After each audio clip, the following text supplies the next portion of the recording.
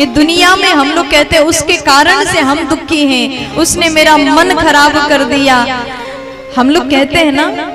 लेकिन वास्तव में देखा जाए तो कोई भी किसी को दुख नहीं दे सकता, कोई किसी का मन खराब नहीं कर सकता। वो अपने विचारों से अपने मन को खराब करता है। व्यक्ति सुख अथवा दुख अपने कारण से, अपने कर्म से प्राप्त करता है। आप खेत में जो कुछ भी फसल लगाओगे वही आपको प्राप्त होगा। आप अगर आम के वृक्ष लगाओगे तो उसमें से संतरा नहीं मिलेगा, आम ही मिलेगा। जैसा कर्म करोगे वैसा ही फल आपको मिलेगा। प्यार से बोलो। पीछे तक आवाज आ रही है? हाँ, तो पीछे वाले बोल क्यों नहीं रहे? दोनों हाथ उठा के बोलो। रामनगर दियारा वालों बोल दो ना। राजा परीक्षित ने देखा गौ माता रो रही हैं, वृषभ धर्म रूपी वृषभ का चरण कटा हुआ है। राजा ने पूछा तो उसके बाद वृषभ के जिस प्रकार का जवाब आया, राजा जान गए ये साक्षात धर्म है। वहीं उसी समय काला पुरुष आया। राजा ने पूछा आप कौन हैं? राजा ने पूछा आप कौन हैं? तब वो कहता है मैं कली हूं। भगवान के जाते कली का आगमन हुआ। कली ने कहा कि महाराज आपके राज्य को छोड़ करके मैं कहीं जा नहीं सकता, इसलिए मुझे यहीं पर रुकने की व्यवस्था बना दीजिए, जगह दीजिए। तो राजा ने 4 स्थान दिए। द्युतम पानम स्त्रिय सोना, जहां पर लोग जुआ खेलते वहां कली रह सकते हैं। जहां लोग पान करते, मदिरा पान करते, वहां पर भी कली रह सकता है। जहां पर हत्या हिंसा होता है वहां पर भी कली रह सकता है। जहां पर परस्त्री गमन होता है वहां पर भी कली निवास करता है। इसलिए अगर आप कलियुग में रह करके भी कली के प्रभाव से बचना चाहते हैं तो ये 4 स्थान से दूर रहिएगा। राजा परीक्षित ने जैसे 4 जगह दिया, कली बोला महाराज मेरे लिए एक और अच्छा जगह दे दो। तो राजा बोले सोना में रह सकते हो। कैसा सोना? चोरी वाला सोना। तुरंत कली महाराज के सिर पर बैठ गया, क्योंकि उस दिन राजा परीक्षित ने जो मुकुट धारण करके आए थे वो जरासंध का मुकुट था। वो युद्ध में दूसरों को हरा करके अन्याय के साथ में मुकुट लाया था, इसलिए उस सोने पर कली बैठ गया। राजा परीक्षित जी का दिमाग उल्टा घूमने लगा और महाराज परीक्षित शिकार करने के लिए गए। समीक नाम के ऋषि के बाहर, कुटी के बाहर खड़े होकर के जल मांगते, मुझे जल पिला दो, पानी पिला दो।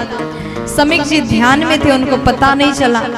राजा को क्रोध आया, वहीं पर एक मृत सांप पड़ा था, तलवार से उठाया, ऋषि के गले में डाल दिया, अपने महल में चले गए। जैसे राजा ने मुकुट उतार करके रख दिए, उनको समझ में आया आज मुझसे बहुत बड़ा पाप हो गया, गलती हो गया।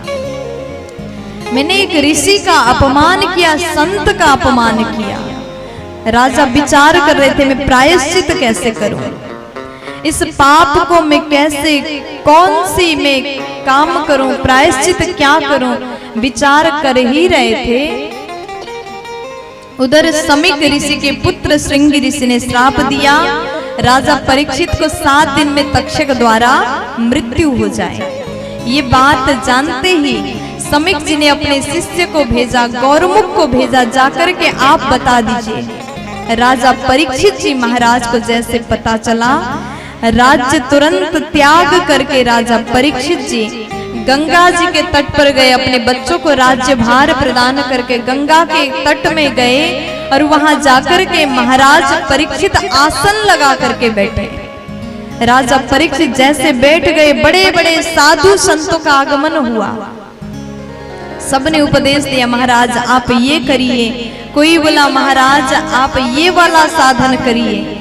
लेकिन राजा परीक्षित उस समय विचार कर रहे हैं मैं क्या करूं, कौन सा साधन करूं जिसे करने से, जो काम करने से मैं मुक्ति को प्राप्त करूंगा।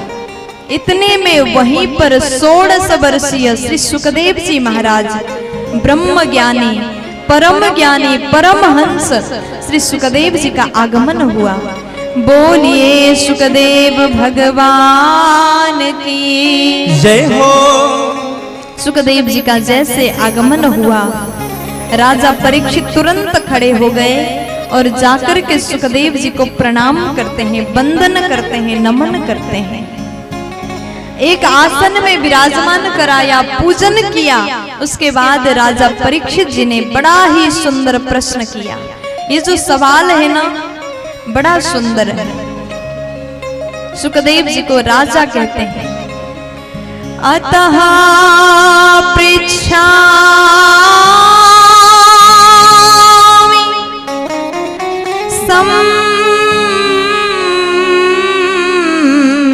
संसिद्धिं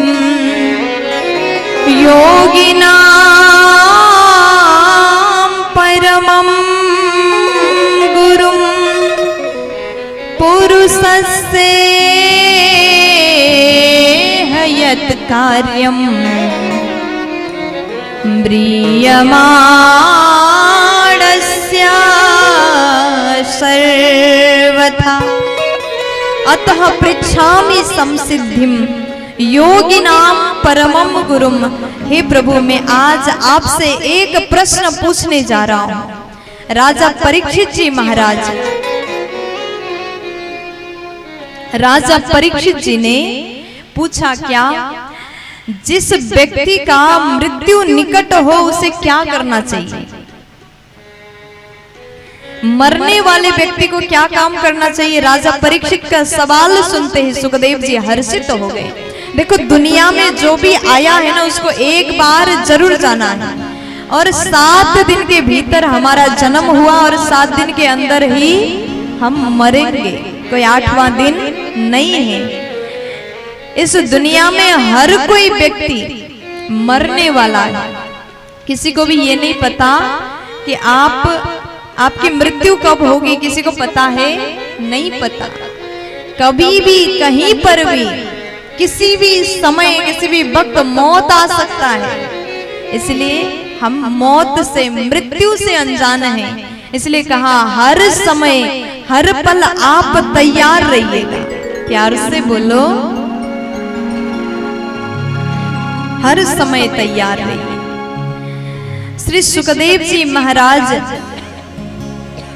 राजा परीक्षित जी के सवाल को सुनकर के आनंदित हो गए। म्रियमाणस्य सर्वथा, मरने वाला व्यक्ति, जिस व्यक्ति का मृत्यु निकट हो उसे क्या करना चाहिए?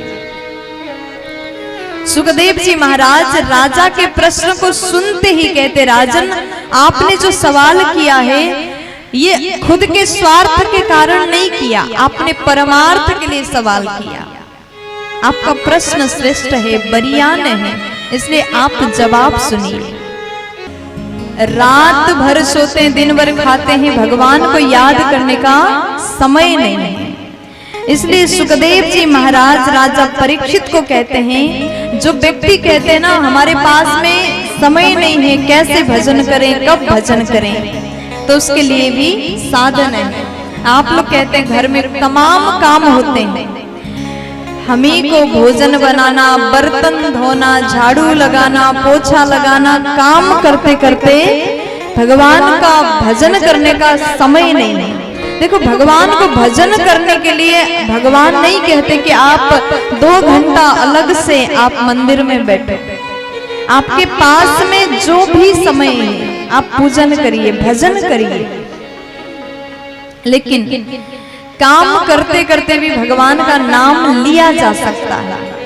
काम करते चलो, नाम रटते चलो, हर समय कृष्ण का ध्यान करते चलो।